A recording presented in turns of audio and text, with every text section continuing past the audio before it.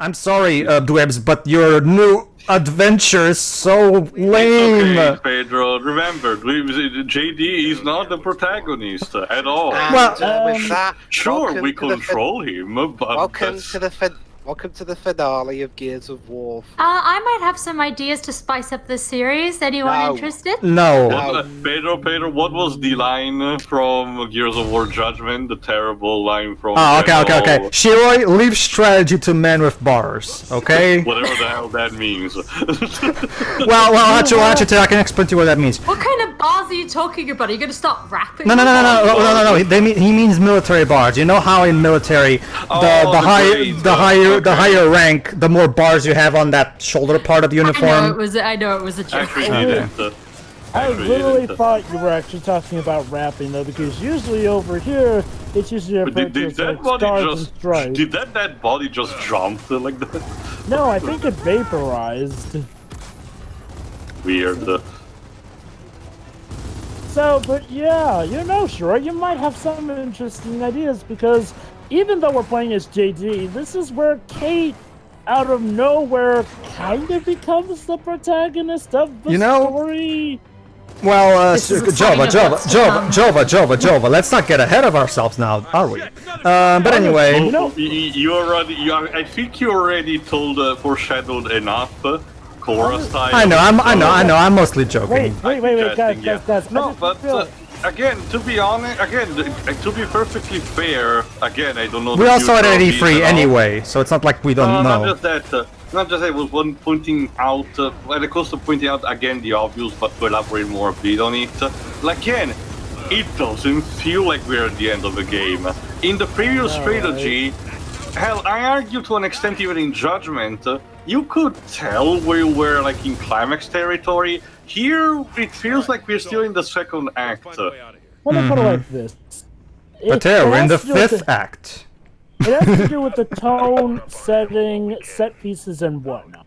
In the original games made by Epic, when you got near to the end, you felt a sense of scope and scale and whatnot. Now, granted, in this story, we're not fighting in the war, so maybe they're trying to, Could be more subtle, I guess. Be more subtle and whatnot. The problem is, this is a case where subtlety can hurt a message because, if anything, okay, maybe they're trying to catch us off guard, but you don't really get the sense that it's near the end. And trying to surprise a player of a game or a viewer of a movie with a sudden and abrupt end out of nowhere is not a good thing, mind you. It can leave them feeling blue-balled and disappointed, and word of mouth will in fact spread. But, it's funny we've been comparing this to Force Awakens because, it's funny. Just like Force Awakens, we have a certain guy... Like I said, Jova, even the creator of the series himself compared it.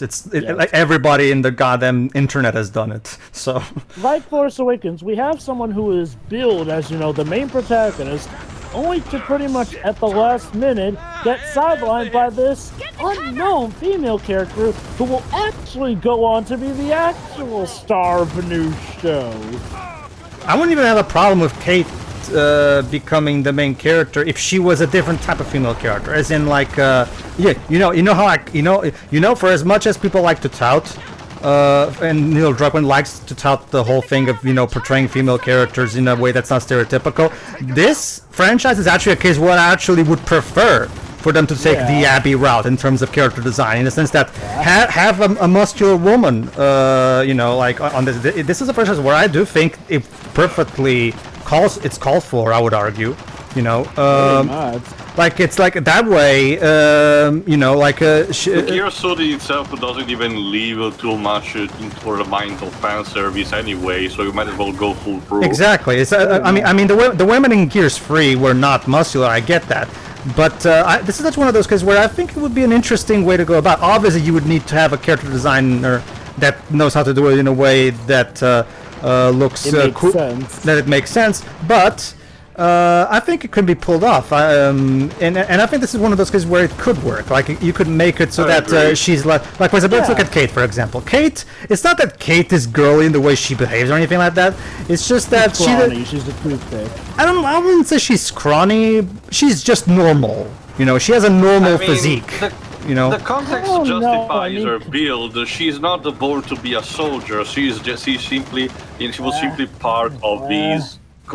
Jova, I'm talking about right now. I That's know the that thing the to games you. are gonna pretend something else was the plan all along, but hear me for a second. Well, that's the thing, too. Technically, earlier in the game, there was that line about, oh, she's badass because she's her mother's daughter, which implied that she's supposed to be this awesome. Okay, super well, soldier Jova, and all if that. we're gonna play, interpretation game, I might as well. That line alone could mean like she has a good eyesight for aiming,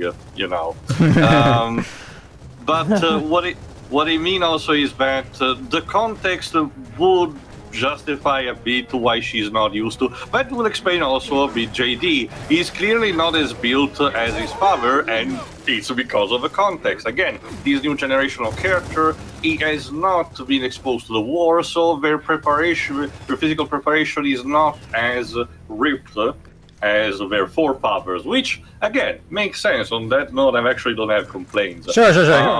You know what I would have done. For the future, because if I had to guess, this is just the start of a new war. Gears 5 will continue. By the time of Gears 6, I am to start expecting again people to be more built in general. You know what I would. You know what I would have done if I was writing this.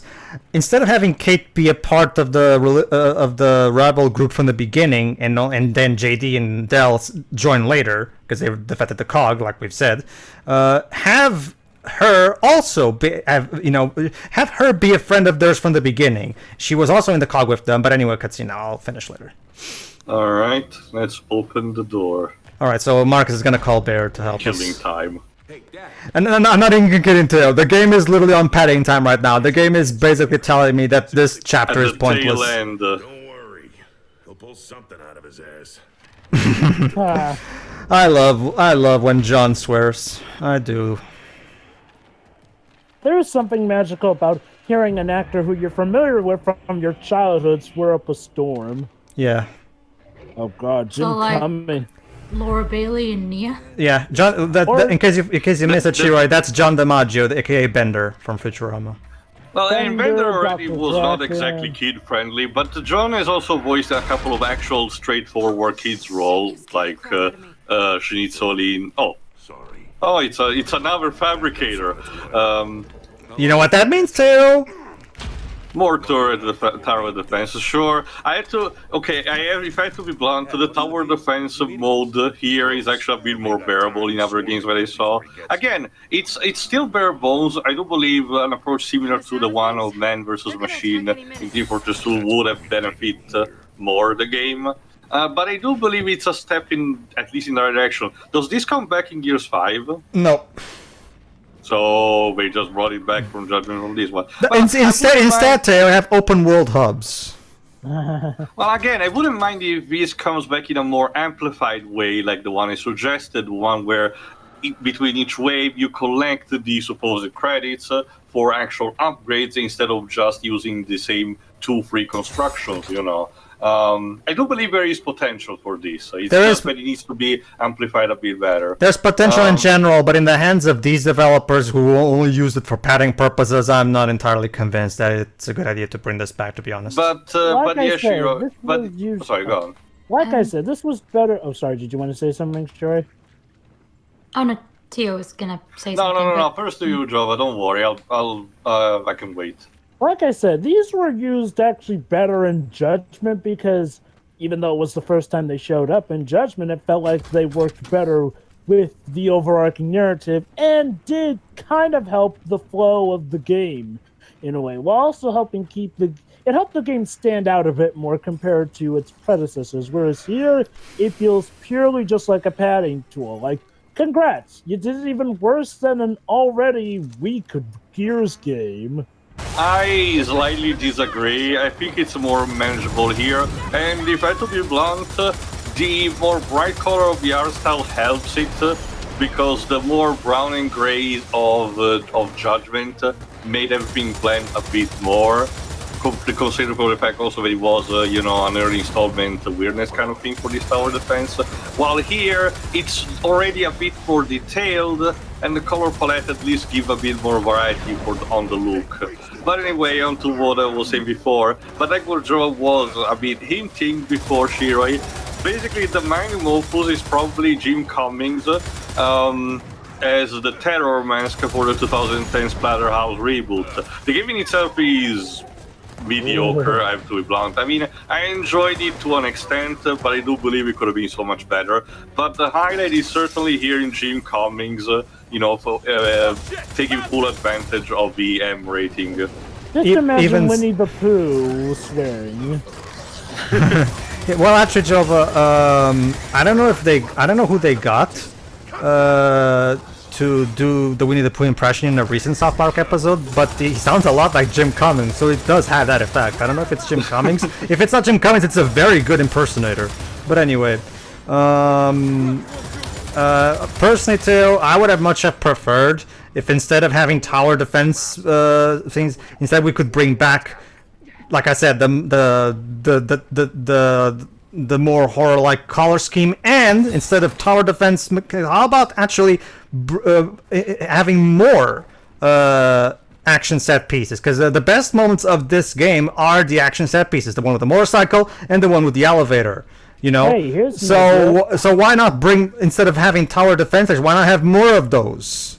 Imagine, what if we had another section where we got to control another brew mark? I'm sorry, a swarm mark in this game. Jesus Christ. Again, Jova, we only have had one swarm mark in the entire game so far anyway, like literally just one. And that's another thing. The game has been shockingly bare bone with its boss fight, which ties to a question that I had in mind to ask earlier. Like, we already defeated the speaker now with his war mech, so that begs the question. Who's the final boss? A giant random big locust that shows up out of the ground and we kill it. I thought you were going to say there is no final boss. There is final. The series is not stranger of having weak final bosses potentially, but come on, I thought that thanks to the Locust Queen with Free We had reached a new standard. Hell, for all its anonymity and just jumping out of nowhere, the final boss of Judgment at the very least was a bit impressive compared to the rest of the game. Yeah. But Well, it was that. If it helps you, Teo, the final boss of Gears 5 is perfectly sound on the design-wise, and even in terms of like what they're trying to convey with a specific character in the story. It's sound. It's just that the game doesn't earn that climax. Okay. But yeah, I mean, in this game, I mean, I get that, these sections are technically more manageable, but it feels like they drag more. Oh, but yeah. A little help, again, Dad? So No? Yeah. Okay, fine. Yeah. Thank you. Finally, Jesus. Jesus, Marcus. It's time for you to do shit by yourself. You're a big boy. That's the sink or swim instructor, mentality. See, even Marcus doesn't give a crap about JD. Why did you have a child in the first place, Marcus? This is the same problem that the characters in Age of Korra had. If you really are not tied to be a parent, then don't have fucking children. It doesn't matter if your child is now an adult. You're still their parent. Hey, Teo, maybe JD was an accident. Who knows? Like I said, maybe. Okay. Wow. Take responsibility, asshole. He's a fictional character. He's not gonna get offended if I say this. Not just that, I can also imagine this kind of universe with all these wars kinda forgot to invent, condoms. Maybe, who knows. Well, remember, Teo. Or social services. That's the thing. That's exactly the thing that I said. Kind of encouraging that people birth more babies these days. That too. Outlawed. Yeah, you're right. That too, yeah. But that's exactly the problem, too. And I mentioned this before. I have such a huge problem with this constant animosity that Marcus has towards JD, because it doesn't. Like I said, I still refuse to believe that Cliff would have imagined Marcus as a dad this way. because it Like, doesn't. okay. It just doesn't feel right to me. Because yeah, you can. And for those of you in the others that might throw, oh, what are you talking about? Marcus is a tough dude. He's not a teddy bear. No, Marcus is deep inside is a very sweet dude, as we've seen in Gears 2 and 3. 3 especially. Even so, I can't believe Marcus will not be cut to be a father, but it still brings me back to the point when don't have a child. And I don't know if it was included in Clippy B's original ideas for a potential sequel, but that was also tied to the point to basically the alpha answer for this kind of question when it comes to romance and having children for this franchise. Who cares? Exactly. It reminds me of those arguments. Who cares? It reminds me of those arguments from people who clearly don't know what they're talking about, oh, why does Kratos have a son now? You don't know anything about God of War if you're saying that. Just saying. Okay. People who think that Kratos would not be capable of having a child have not played. Exactly. Like, You mean almost every game journalist reviewed the game Java? Ooh. Yeah, basically, yeah. Let me put it like this. The way to separate the wheat from the chaff is you can tell somebody's played the Kratos franchise if they think that Kratos is literally just an angry, bald, bearded guy. Like, because no, there is far much more to him. Yeah, that's why the guy from the Gaming Brit show is a moron, because he says that too. So. Speaking of stuff that's so stupid that it borders on the sake of parody here, again, so what? So it's gonna be just, whenever there's a certain species, we'll just replace the first two letters with SW to go with swarm. So instead of locust, it's it's another OP Berserk. Or Tio, is it a Swerzer instead of a... The Swarm is fine. Whatever, you know what I said. Yeah, okay. I'll just say this. Literally renaming something like that is Poochie the Dog levels of parody, except it's played serious. Is that why the speaker could talk, just so he could say, I must go now, my planet needs me?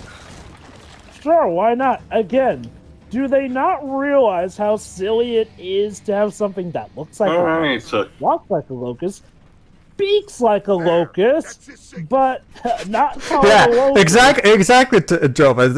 You're using the exact same logic that the red guy says in that Cow and Chicken. Chicken looks like a duck, he walks like a duck, and quacks like a duck, then it must be a duck, Your Honor. And then the honor rules in his favor, just because of... That's exactly the case here. Except again, this is supposed to be taken seriously. Like, these seriously aren't the locust guys, even though Marcus has heavily hinted that it is them again. And considering the revelations we're gonna find out regarding stuff, they pretty much are the locust. It's like I'm sorry. The game just attempted a bit of four-fold style humor. Hey Jova, it's Golden Axe free all over again. Oh dear. I agree. Don't say it. All right, this is ridiculous. I know, right, Marcus? Alright, just cue that cutscene already and stop talking. I don't know. Gotta load it, Pedro. We need to wait. If I really did just jinx us, I'll deal with it myself. Just shut up. You're not funny. Shut up. This was worth an entire conversation. Apparently, Tom Bissell thought it was worth it too. I don't know. Okay. I'm sorry, but whoever's writing this doesn't get it. Marcus usually can come up with more clever retorts than just, "Oh, shut up." So, like we've established. That actually gives me a good way to Shiroi. Basically, Shiroi, during our Gears of War Judgment, which was the first Gears of War game where this guy had written, I decided to make a diagnosis because I'm basically playing bad writing doctor, and my diagnosis for Tom Bissell, the guy who writes this crap, is terminal lameness. It's actually a very rare disease among writers nowadays. Terminal lameness. This guy is completely incapable of writing something cool. Like, honestly, we might as well make bad a bench. doctor. Can we modify our weapons here? No, it's a collectible too.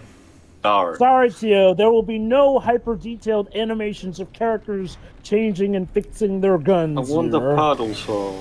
Sorry, Tio.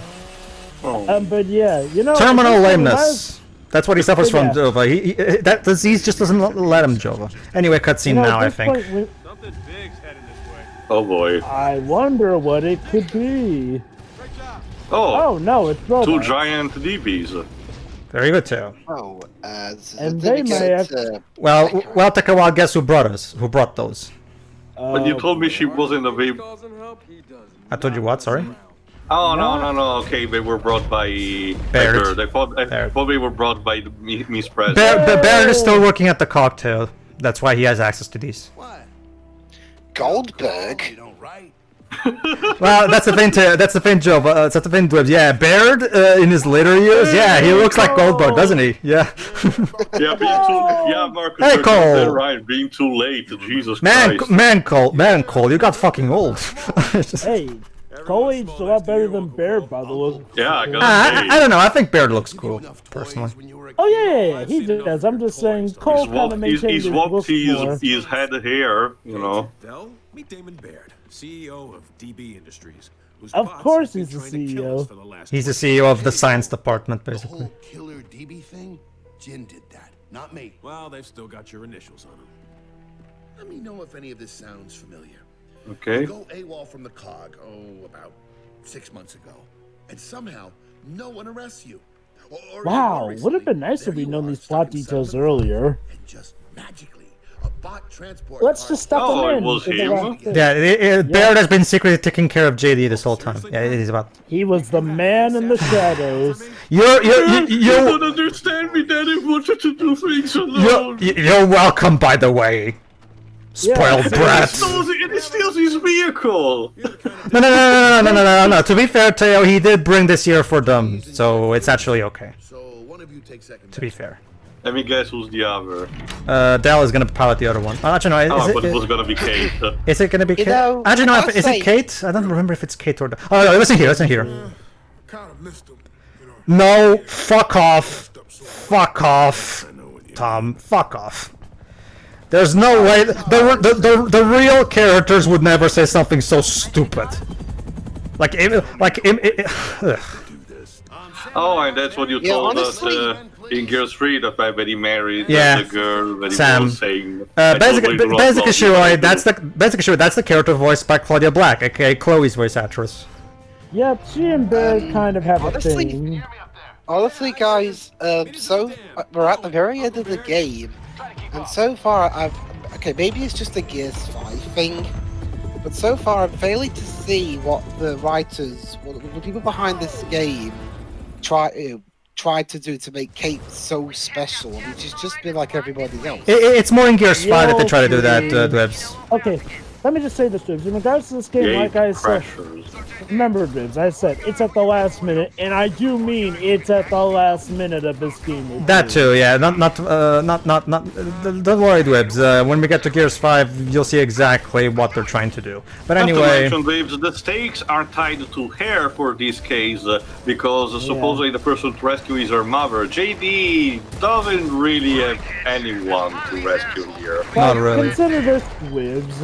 As far as things are concerned, we don't really have that much of an end goal in terms of taking these guys out. Okay. I will have to admit, these has potential to be fun. Yeah, this particular climax is actually pretty fun. You're basically playing, and the DB is very durable, so it can take a lot of damage. It controls the exact same. Buzz sauce. That's Ratchet and Clank type of weapon. Well, actually, even the original trilogy had this gun, so it's actually like I didn't know that. Basically, the buzzsaws ricochet a lot, so you can get them for multiplier damage as well. Yeah, and it has infinite ammo, unlike the ones we use with the human characters. It's the classic weapon that has more infinite arrow, but it overheats, so you cannot abuse it. Exactly, very good. Can I talk about how I fucking hate that line that Cole just said? Like, it makes no sense for the character. Even Marcus saying that, so they're back, huh? I kind of missed them in a weird way. And then Marcus like, yeah, I know what you mean. No, actually, Marcus, I don't know what you mean. Could you explain how the hell you missed your #1 enemy that killed your fucking father and best friend, for the record? It's a line that works only on paper. It's the idea that if you, soldiers never get, manage to settle down after their intense war, and they kind of miss that kind of life. I get that that's what the intention we were going for, but it's still sloppy in the way it's executed. What it needed was better wording. Basically, in a way, it's sort of like Big Boss's mentality that people, you know, literally born into the world for war can only really find the soldiers will always need conflict. Yeah. What is it with this time? What is it with this around this time in fiction, and people being rather chummy with the with something that killed one of their friends? Is this? There was the following year, the Fast and Furious 8, where they become chummy with the guy who, to their knowledge, killed one of their friends. Yeah. But don't you see? Can't we all just be friends? No. Yes, Jenna? All things considered, yeah, like Pedro and Teal mentioned, this set piece is pretty nice. My problem is that the game should have done more stuff like this. You know. Yeah, that's what I said earlier. Yeah. Well, based off the example I said earlier, at least yeah, even though that was a bit iffy, we still at least got Hobbs and Shaw out of that, which was a very fun movie. I'm guessing we're not going to get a Hobbs and Shaw like this. Yeah, I would have much preferred more stuff like this over the fucking turrets. Sorry, the fucking tower defense sections. Because the tower defense sections are fucking boring. I meant something that's a bit iffy in one installment. But it helps spin off a better installment of next time. Well, yes, please, but Pedro was talking to me. I'm not. I want to actually talk about the game. No, like seriously, like the best parts of this game are when the game mixes it up with a set piece. Use more of these, goddammit. Like, you know, honestly, if you didn't want to go for as much the horror element, then go bigger like this, you know, like, we'll do something like what Terminator 2 or Aliens did, you know, whereas the first movies in their respective franchises were, you know, more horror-based, the sequels went for a more bigger and bolder action-packed variant where the characters were more capable in fighting against the terrorists that once were literally there for horror in the first movie, per se. I mean, this movie kinda does that. I played on it a lot. This game kinda tries to do it at first, but then plates on it. And then, like, here we are for the last bit. Finally, they're trying to go big and bolder. Like, it's weird. Like, it feels like there's, like, a whole third of this game missing. Like Metal Gear Solid 5. It's get it to come. Like I said, Joe, it's the shorter development cycle. Like I've said various times, it's abundantly clear that they didn't have the time. That being said, they had 3 years to make Gears 5, and Gears 5 turned out the way it did, so maybe they're just shit developers. Honestly, here's the thing. Like, they should have been able to do something good in 2 years, because this game is not exactly mechanically all that different from the original trilogy. Like, sure, maybe they're using a different engine, but they pretty... Coalition.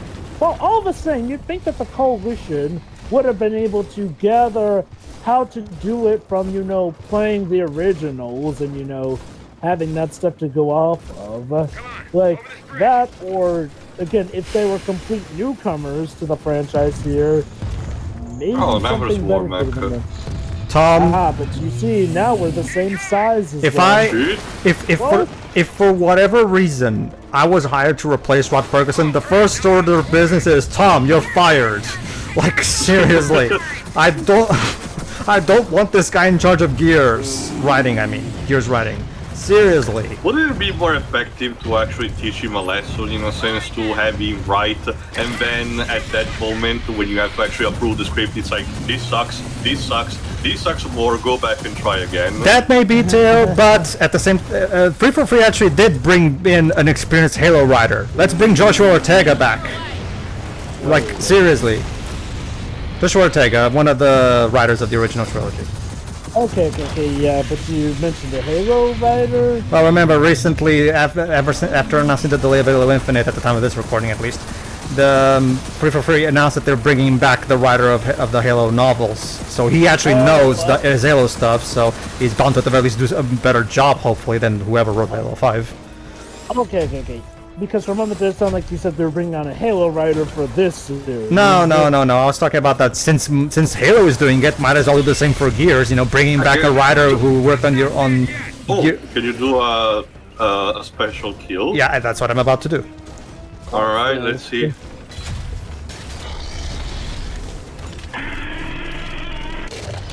Open Oh, wide. That's it. And it explodes. It just explodes like it's a rare video game character. What is this, Conquer? What you see, breaking his jaw causes him to explode. Of course. Don't you know that? Okay, so who's more fragile, him or the shark from Jaws 4 who explodes because he got stabbed? Ugh. Yes, that was a thing. I don't even.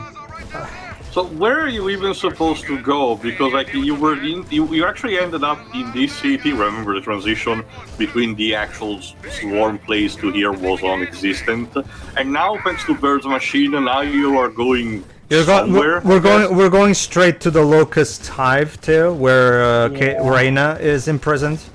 You just came from there. No, actually, no, Theo. That was a different place. This game is a bit confusing in actual placement for the second half.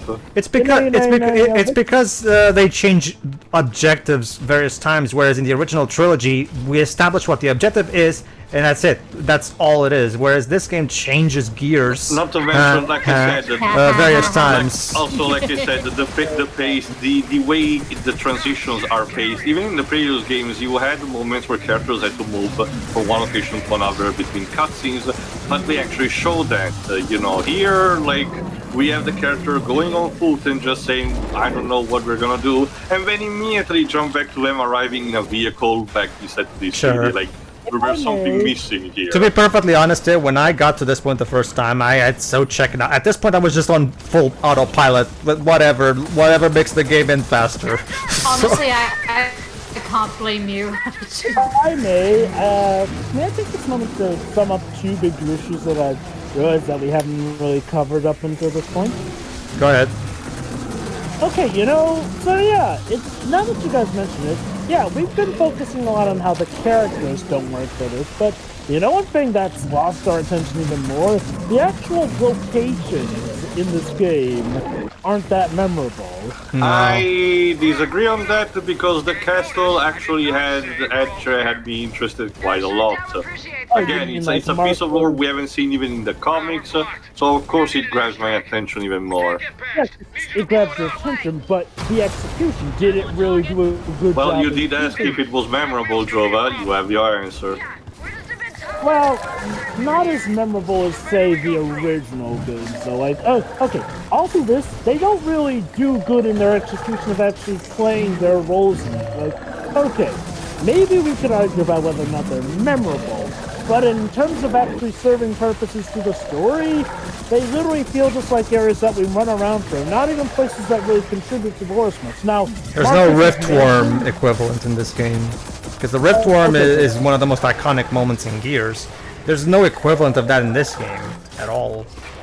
And in Gears 3 we had stuff like the waterways, the stadium, the different towns and whatnot, seeing how different people were handling during the war.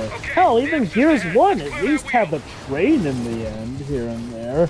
Like, whereas this one, okay, yeah, there's Reina's village here, but who cares? Those people there are pretty much dead except for Reina, so who really cares? I mean, we barely had enough time to spend there to get to know it well. I'd say the most memorable places are the castle and Marcus's mansion. And Marcus's mansion is really the only one of the two that I feel actually serves a purpose to the story, It's where we get to see Marcus, see how he's been doing and what he's been doing. Tiny bits of bridge here and there.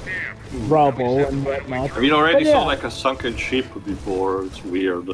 Yeah, but that's sort of the thing. It's like we see a lot of this stuff, but nothing ever gets explored. So oh, another swarm mech. So I guess now the game is just dumping them on you like this. Basically, the developers really wanted a damn level too, and that's why we're here. There you go.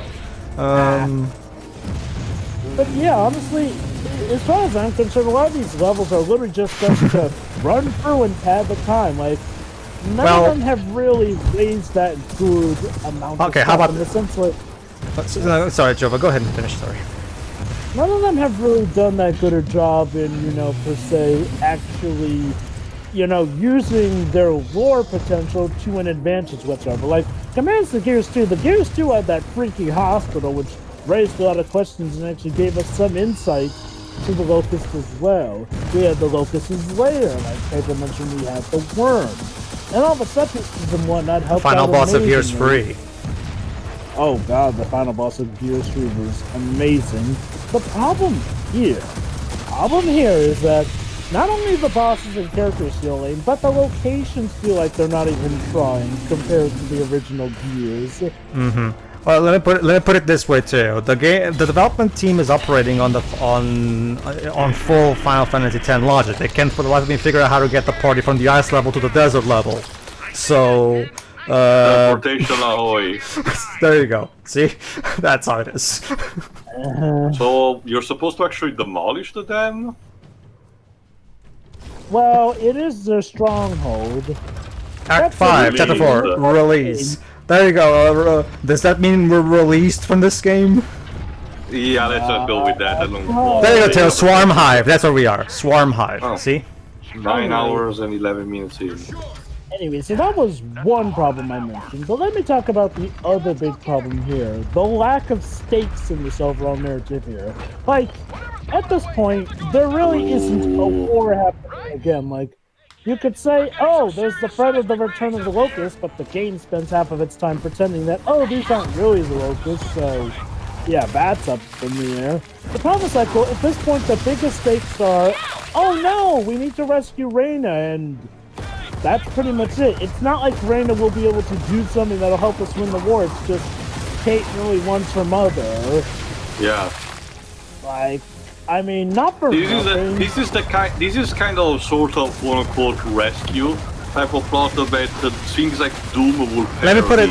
Well, the entire reason the Doom Marine is pissed off and kills alien left and right is because we killed his pet rabbit. Let me put it this way. That, but you know. Let me put it this way. When the only dramatic stakes of your plot is we have to save this person, then the audience needs to care, and I mean care their ass off for that person. You know, and Reyna is not someone. Does anybody in here give a rat's ass about Reyna? Because I don't. Keit does apparently. I'm good for her. Well, she should. It's her mother, but we, the audience. I'm talking about the audience.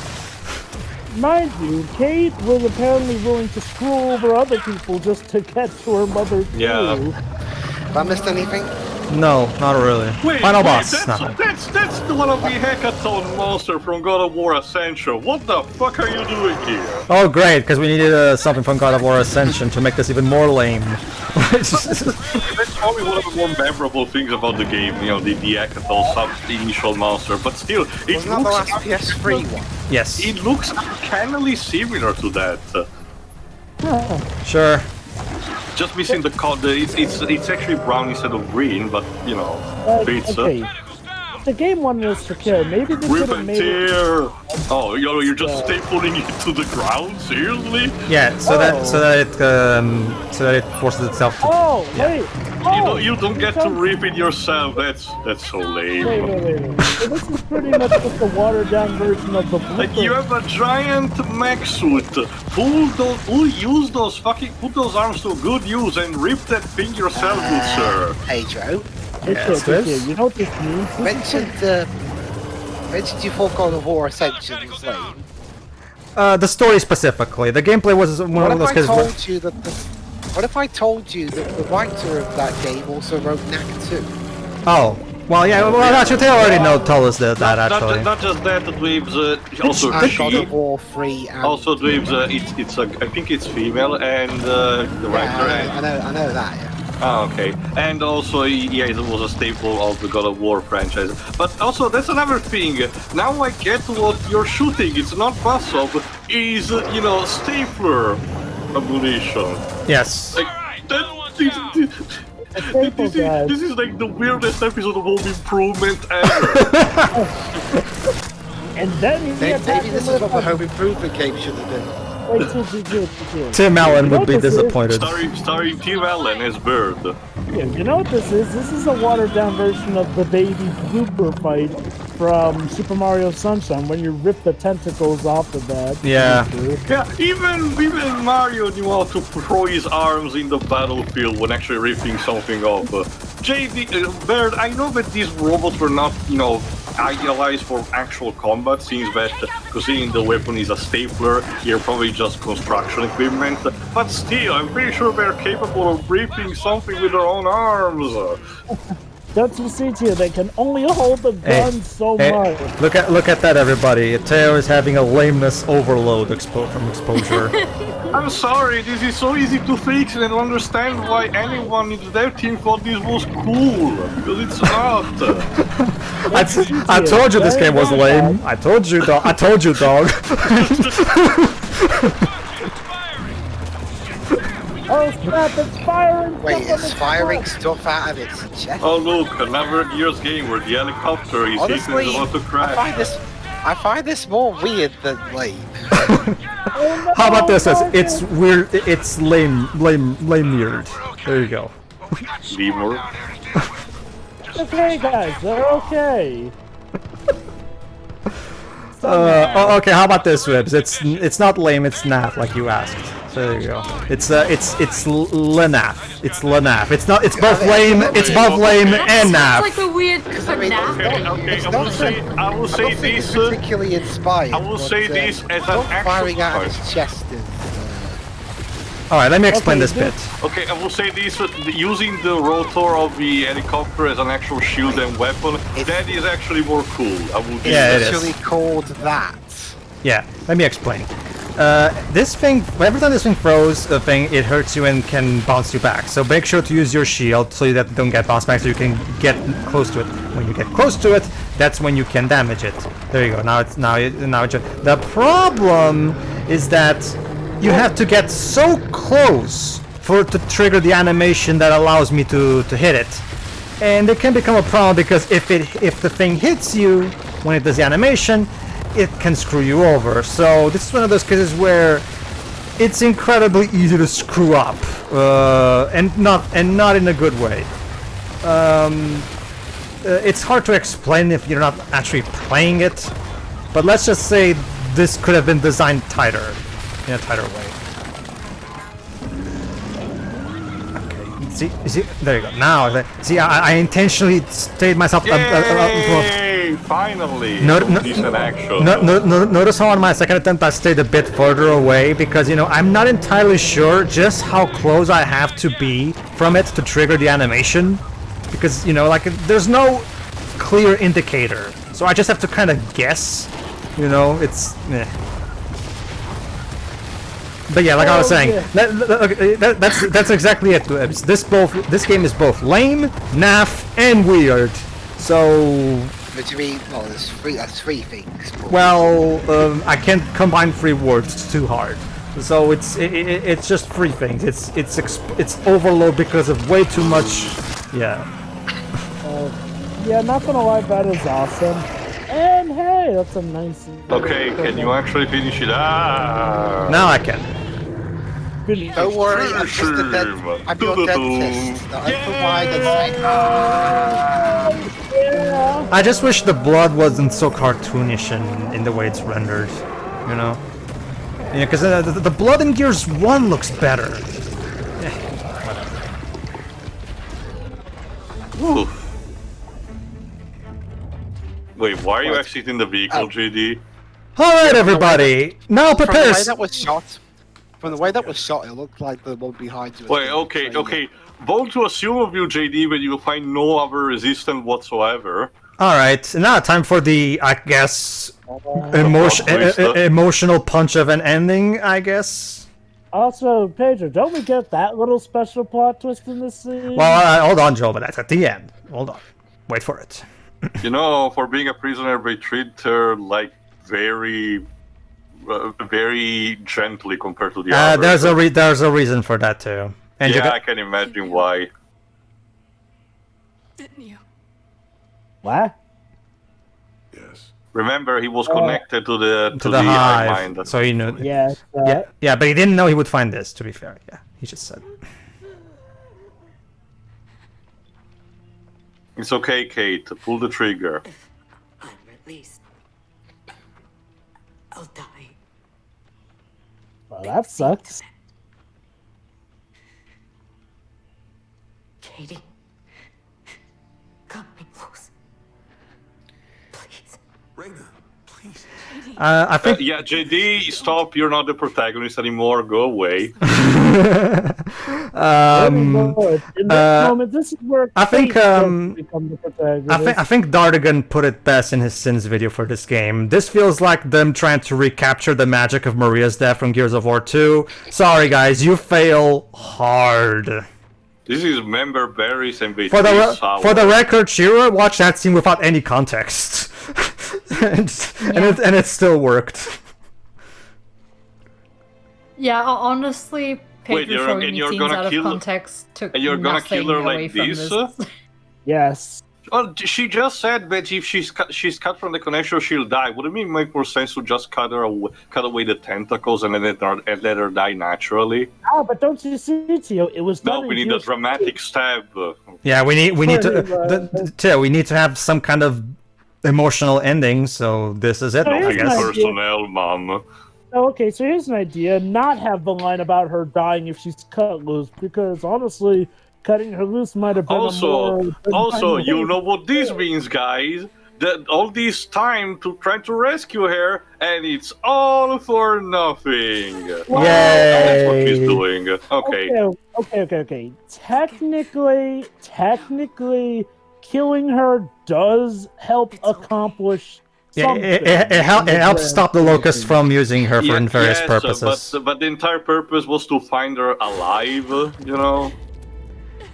They gave me hinges on the point on saying, oh, I want her to save her like that. Whatever, Teo. It's sad. Okay. Be sad. I'm sure it is. I'm not actually arguing about that. It's just that That's it should be better. Oh, we haven't seen the body. She may still be alive.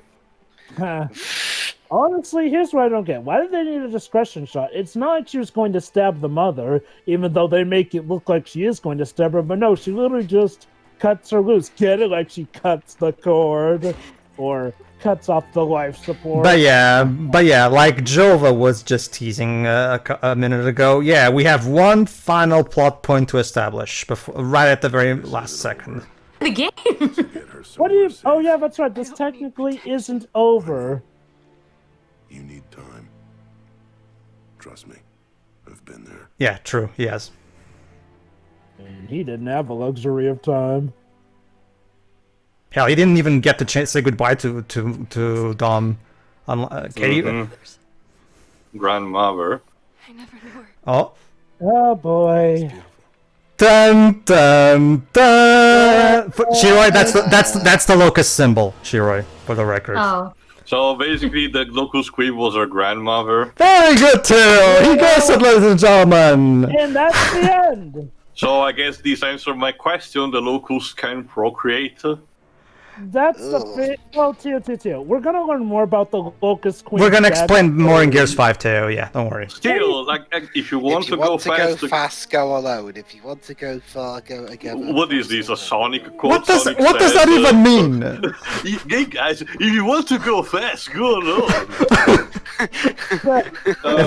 If you have time to worry, then run. Like. But still, like, I honestly, I think this kind of ending, this abrupt ending, encapsulates better the game story as a whole, because I think that's the core problem with me for a story. It's too focused on setting stuff up for the future instead of having the start being solid, and that creates a giant with a feet of clay situation where, sure, again, I don't know anything about Gears 5, but maybe hypothetically, the supposed return of the Locust is this important thing, and the return to the war is this big thing. But the way you chose this game to show the return of the Locust, you chose this game to focus on this particular plot point, and you do it in such a short, rushed, and sloppy way. I'm gonna say something that is kind of heresy especially from what we have known of the franchise so far, but I do believe this story would have fit better actually a comic, and this game should have been focused on something else, because because I don't know if considering so what we got small. is this, I think it would have been alternative media that would have actually expanded and paced it better instead of having this game to maybe focus a bit on the aftermath and just having like a summary at the beginning and say we thought the locusts were dead but we found a way back and now we need to repel them. I actually did check a bit. The Resistance franchise kind of does the same trick between its titles. So I do believe this franchise could have done it the same. It's a title that is too caught up in its ambition than anything else, and it shows. While you're at it, too, continue. Final thoughts. Well, that's pretty much it. The gameplay is still the same. I already mentioned it is very part of it. I actually don't mind the turret section here, big shock, because I actually usually not really a fan of tower defense, but I honestly, this is one of the tamer examples that I've seen in games to be used, so take that for what you want. I actually wouldn't mind more the shift towards a more colorful palette. If it was done intelligently, like I said, if the sequence at the beginning was still in the older style, and then we transition to this to symbolize the new sort of piece, and maybe throughout the game it starts to become a bit more brownish as a result, to symbolize the fact that war is back. But no, like Pedro said, it's just to, probably also to showcase a bit the potential of Unreal 4, the lighting effect and all. But no, it like I get what the complaints are towards this new color. I'm a bit more tolerant, but at the same time I do understand that they are detrimental and hinder the consistency of the franchise. But yeah, that's the gameplay. Character-wise, I think I have expressed myself enough for the entire game, but no, that's the thing. Like, I don't want to be too harsh on these people because I don't think they're inherently bad characters on their own. Yes, Marcus has his 1-2 moments that are like brain farting, probably for the sake of pushing the narrative of Herpty Derp is not what he's used to be. But I do believe they're not completely unsavageable or bad. It's just that I guess the right term is that they're wasted. It's just that they're wasted.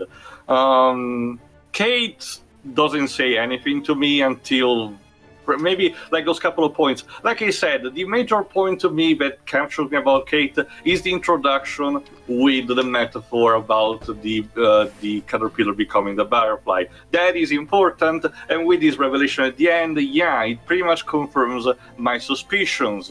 The franchise is pushing her potentially to become the new Locust Queen, so we'll see in the future how this pans out. You know what this means, right, Teo? A shit ton of conflict in between the main cast in the next game. Also, you know what else this means? That Marcus' dad sacrificed for nothing. Well, we already established that. No. But Tia, doesn't this sound familiar? See, our new up-and-coming, strong, independent female protagonist happens to be the granddaughter of the original trilogy's big. You know what? Exactly. See. To be perfectly blunt, Joe, by someone who has been on the internet since 2005, I can tell you this: I'd rather search Rule 34 of the Locust Queen than from Palpatine. I will tell you this. Of course, because the Locust Queen actually still. And it's not because it's female or anything. Don't worry, it's literally just appearance. Also special. Wait, 343 got a special thanks. Yes. Apparently. Ever since that moment was revealed in Rise of Skywalker. In memoriam Mike Forgy. All I've been able to think about in relation to that is every time Palpatine on top of somebody going, unlimited power! Go ahead, Teo. Anyway, like, again, just because I want to finish quickly. Again, Kate doesn't say to me anything negative, so why did the crates just went... Okay. It's just simple as... What happened to the lighting? I'm guessing Pedro to move around. That's because Teo, after a few minutes inactive, the Xbox One activates the sleep mode. The sleep mode. Is there an after credits? You can turn it off in the options. It's just that I forgot to. Anyway, Again, Kate doesn't say anything negative to me. To be honest, it's just you can tell that we're just planning for her to be for the future, so they didn't push her too much. JD is wasted, like he said. You can tell they had a couple of ideas for him to be used like this, but it's just they clash with each other. On one hand, there's him trying to reinforce himself as his identity, his role in this world. There's his conflict with his dad, his desire to become, more independent, his potential of relationship with Kate. I don't know if this will go anywhere, but that's the vibe that I got already from this game, planting the seeds and everything, and supposedly the formation of this team, this new team, in terms of bonds, friendship, whatever. But again, like I said, it clashes together. Oh, help me out with this, Jova. What's the other character's name? Del. Del? Del, thank you. Del! Is there? He is the token, nerdy guy. He has a couple of, eureka moments in the games, like where he knows the solution to the problem, but that's it. As far as I know, he doesn't have particular stakes. He doesn't have a big impact. He doesn't have a moment to shine on his own. Like say, he gets a kill on a particular locust in a badass way, like Cole's introduction was in Gears 2, for example. He's there. Like, I wonder what happens to him in the next game, but I'm not sure I want to know. The returning cast, I already mentioned Marcus. Baird and Cole are just there for a fan service moment at the end. It's so shameless, really shameless.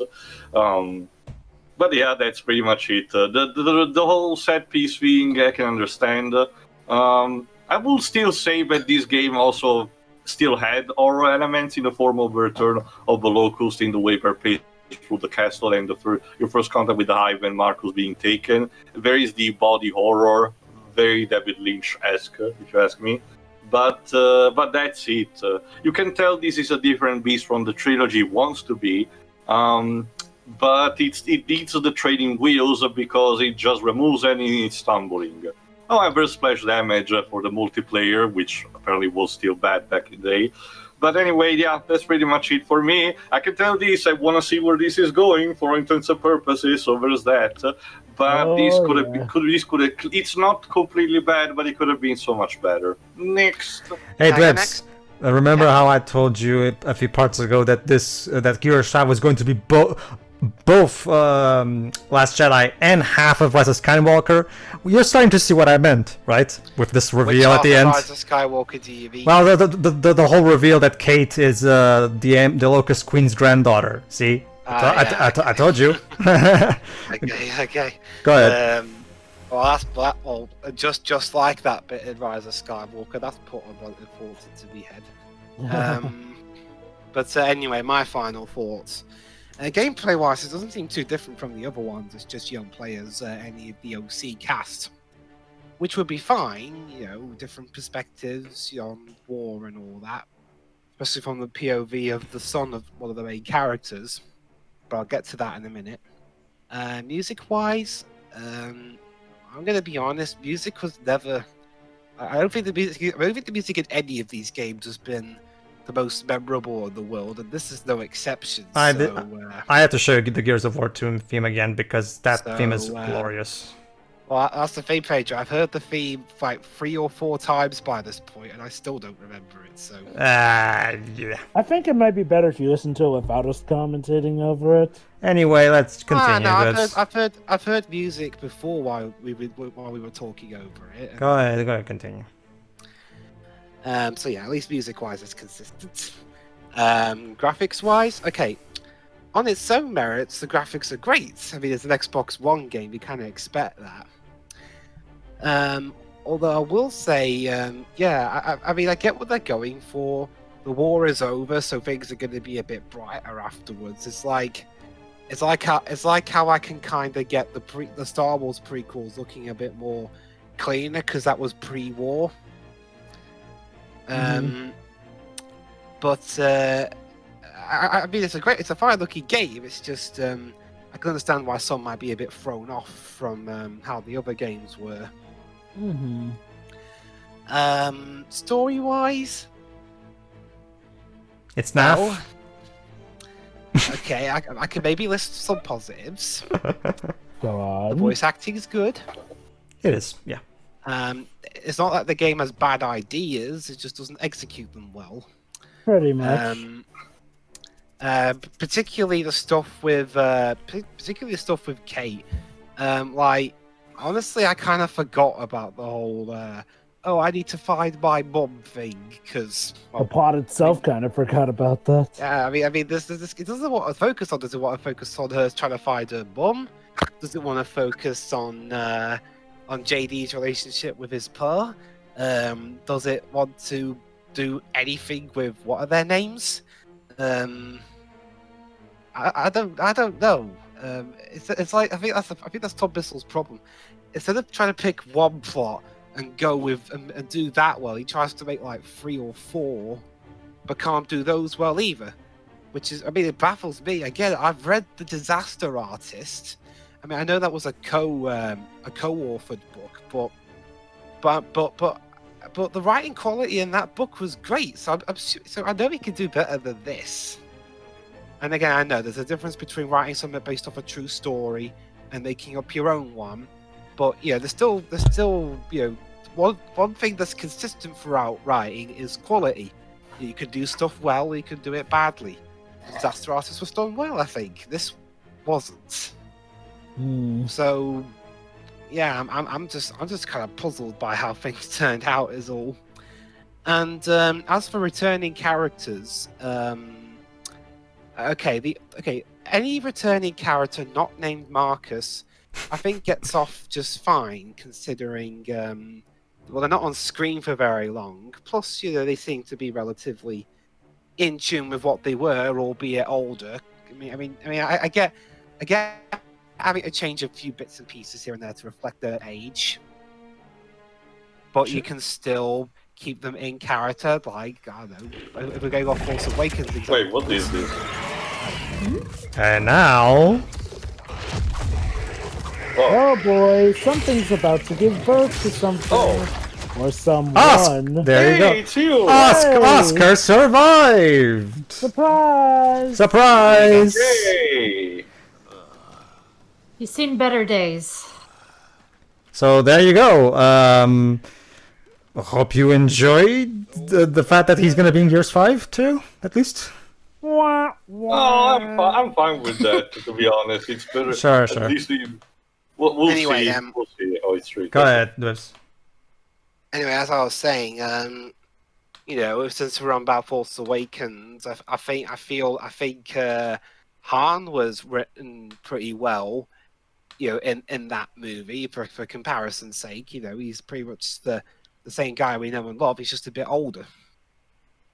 But everyone else, Marcus. Okay, I wouldn't go so far as to say Luke Skywalker Last Jedi'd him or anything.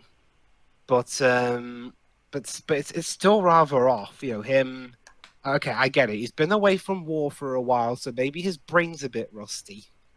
But I don't know. I'd have thought, the whole barn thing could have been handled better. Mm-hmm. I don't want to play backseat writer or anything, but still. I will. And everyone else is, well, okay, you can if you wish. Go ahead. But everyone else is just there. There was what's her name, generic commander. Reyna? There were her. I think she vanishes after a third of the game. So She's the Princess Peach of the game. And then she dies at the end. well, yeah. I mean, you can tell how affected I was by that joke by remembering her name. And the rest of the gang. So yeah, that's my final thoughts on Gears 4. It's gameplay wise, it looks decent. story-wise, it's got a lot of problems. Yeah. It's not the worst thing I've ever seen, but it's still it's just there. It's not remarkable. I'll probably forget about it in a day or T so. minus minutes. Yep, already forgot. Which to be honest, Yeah. to be honest, I'd rather just forget. Like I said before, I'd rather just forget about something and move on than have a bad thing just stick in my head like a bloody poison. All right. So yeah, that's it. Next. Let me try my best Kate impression. Huh. So, Mom, so basically I'm Mario and you're Princess Peach. Come on, Pedro. That's What not you an talking about? That's trending joke, Shirai. Does it cut to them frolicking on a very desolate beach afterward? Come on, Pedro. I wish to. Come on, Pedro. That's not an accurate Kate impression. This is an accurate Kate impression. Blah blah blah blah blah blah blah blah blah blah blah blah. No. This is accurate. Her stuff is so generic it just kind of blends together. Anyway, All right, go ahead, Shirai. No, this is accurate. See you next game. Basically, yeah. Go ahead. Yeah, but no, I agree. This is something that certainly exists. It's pretty harmless as far as, it being its own thing. From what I've seen of the other games, it is very different, and yeah, I can see why longtime fans would be a bit annoyed. This is just a pretty generic shooter, honestly. Doesn't have a lot of the charm that I've seen. No, hell, forget charm. Where's the coolness? Where is it? There isn't really any here. Like, seriously, for me, the only scene of note was the one with the train at the beginning and nothing else. I don't really remember anything else, honestly. Even that joke wore thin after the first, instance of it. Aside from that, this is just a very bog standard shooter. It's it's mostly harmless. Mm-hmm. Yeah. Not really much else to say, honestly. All right, Jova, close us out. Well, that's right. I'm after, but go ahead, Jova. Go ahead. Oh boy, man, this is one of those wrong, try again sort of sequels. Now, granted, it didn't spell immediate gloom and doom like, say, the likes of Gears 5 did for the franchise and the fan base, but man, aside from a not that great multiplayer here, this campaign sucks. Like I said before, the story and locations do not feel nearly as strong as they did in the original games. They just feel like you're moving from point A to point B and little to nothing else here and there. No nuance to it whatsoever. The stakes are all over the map in the story here. Like, it really all just boils down to, hey, let's try and save this one woman, and we can't even do that. And now it's I guess we gotta prepare for more of a fight with them. The story feels like it just loses all focus by the end, and you have to wonder, what exactly were we doing in the long run? In fact, come to think of it, JD's relationship with his father, I guess, just got mended, since, by the end, they're on much better terms now, so... Yippee? The music is not as memorable as 2, 3's. Heck, I think I might even remember some of Judgment's more than this game's music here and there. The writing managed to become even lamer than Gears Judgment. Wow, that's a feat originally thought to be impossible by us, but congrats, you did it. The lack of set pieces is also annoying. Gears or Judgment didn't have that many set pieces either, but that was more a spin-off. So I'm going to give that game some slack in handling stuff a bit differently. And, like Tio said, at least the boss there had, the final boss there had more of a standout sort of nature. Whereas here, it's just generic locust monster who doesn't Not really just have that that, much Jova, agency. remember, it's basically it's perfectly summed up by the fact that you spend most of the fight stapling him to the ground. Because apparently those giant robots use giant stapler guns. Don't get me wrong, I like the idea at the very end of using the rotor blades to actually finish it off, but too little, too late. Yeah, that's pretty much this game in a nutshell. Too little, and I guess not too late, because I guess you could argue maybe it came too early. But again, I will argue that in 2 years' time, if they had this game planned out, they should have been able to have given us something better. And even if it had to be shorter than the original games, pack it to the brim with fun action and gameplay here and there. This is, so far, out of the games that we've commented on, the most padded out of the Gears games, gameplay-wise, and arguably story-wise as well, because the story moves at a snail's pace at times, to the point where pretty much all the big plot revelations, for the most part, except for the fact that they're turning humans into the swarm, most of the big plots was pretty much had to be stuffed into this last or 2 acts, essentially. Oh, one of them isn't really drawn that much up on, because not once does the cast in this game point out, hey, you literally have the locket from the Locust Queen. Like, you'd think that Marcus and company would have recognized that or something, but nah, I guess we'll have to wait for that to be addressed in a later game. And let's factor in the fact that there was quite a wait in between Gears 4 and Gears 5. Ouch. The visuals for this game are fine. I definitely get the complaints about it looking more brighter here and there, but for the sake of it being out of war phase, I'm gonna give it some slack here and there. So, fair enough. That said, doesn't excuse Gears 5. Like Tio said, it would have been neat if we had, like, a slight change in grade scale here and there. Sort of like what the show Supernatural does to sort of set the tone or the stage certain things. Like, they dim or mute the colors to show that, oh, the brothers are back in the real world or whatnot, compared to a more colorful setting here and there. Again, okay, the motorcycle set piece, that was fun. Giant robot set piece, that was fun. So, those set pieces are fine. Again, it's just they're far too few. Mm-hmm. And as for the writing of the characters, the new characters are so lame. Well, except for the one who got eaten, so of course he's in this game the least, but hey, at least he survived, so they didn't completely waste his character. See, what annoys me is that the game wants us to care about Reyna, but at the same time, it feels like it refuses to let Reyna actually be awesome. Oh, sure, we're told that she hosted this safe haven for these people or whatnot, but we don't really ever get to see this haven in action when it's not under attack and not getting devastated, so yeah, and it's pretty much destroyed and Reyna's dead, so I guess the thing that stands out the most about Reyna is that she was the daughter of the Locust Queen, which in and of itself raises a lot of questions. Don't worry, fans, you just have to wait until Gears 5 to get all those answers. Like, I get it, bringing up a big plot twist at pretty much the end of a film and saying that she'll build up more on it in a sequel. It's not a move unheard of.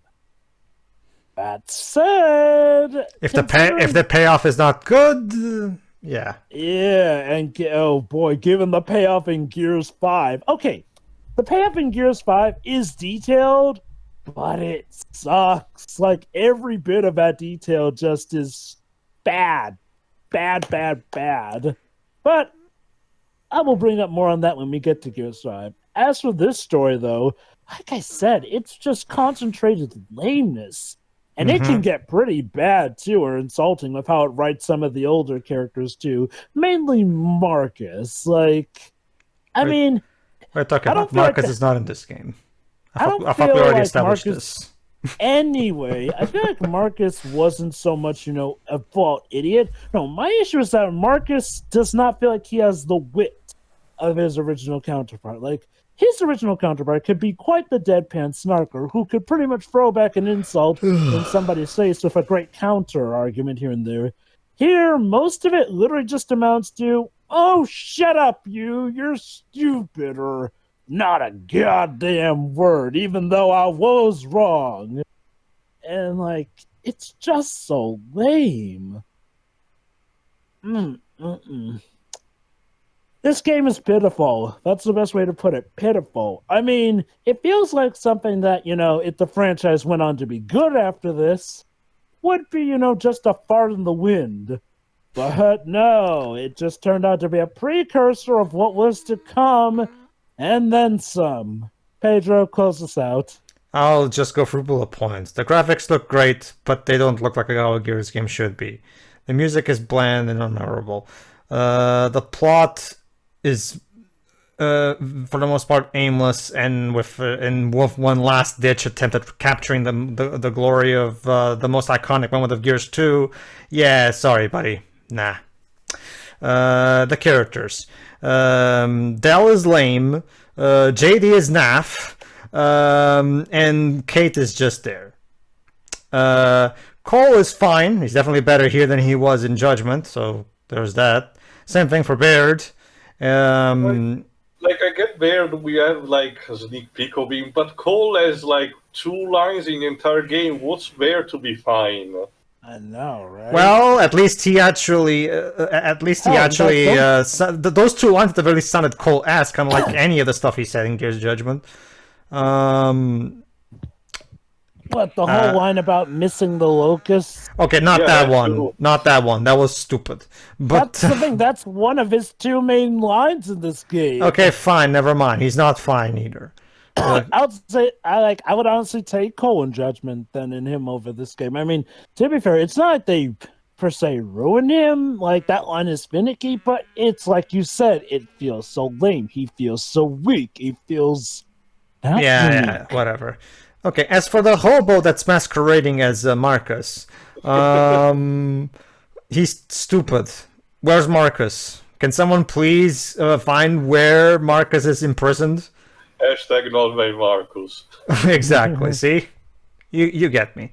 So get worse in 5. So yeah, he's barely in 5, Jova, so if anything it's not even, but anyway, yeah. That was a game, I guess. Tune in for might as well give a little recap just to make sure. Basically, everybody, after Gears 4, there's a comic book explaining that apparently now they're all going to go back to the COG because they're going to try to unite against the Locusts now that the Locusts are definitely back. And Marcus is going to take Kait under his wing and train her and go on with missions with her. Check that comic if you want to know more details, because I don't give a crap. I'll explain why I have such a big issue with that in Gears 5, but for now, see ya for Gears 5. See ya. See ya. See you then. See ya.